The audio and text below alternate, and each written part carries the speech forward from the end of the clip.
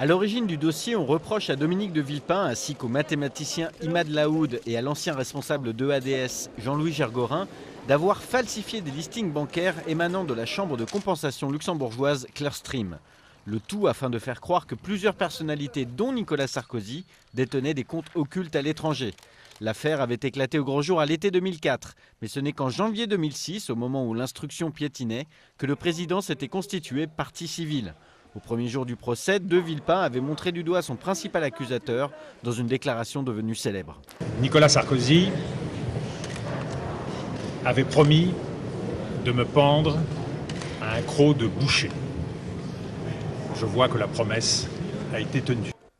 L'ancien Premier ministre a finalement été relaxé en janvier 2010, mais son horizon n'est pas totalement dégagé pour autant. Si le chef de l'État n'est plus partie civile, le procureur de Paris, Jean-Claude Marin, réputé comme proche du président, a maintenu la pression en interjetant appel. Dans l'esprit du magistrat, toute la lumière n'a pas été faite sur cette affaire.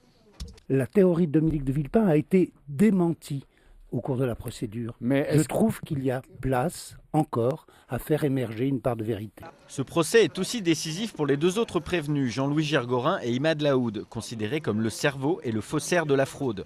En première instance, ils ont écopé respectivement de 15 et 18 mois de prison ferme.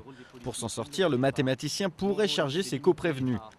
Dans un récent documentaire, il a affirmé que Dominique de Villepin lui aurait avoué être derrière toute la machination. Enfin, pour Denis Robert et Florian Bourges, le procès est terminé. Le journaliste a été relaxé de l'accusation de diffamation et l'ancien auditeur, condamné au sursis pour abus de confiance, n'a pas fait appel.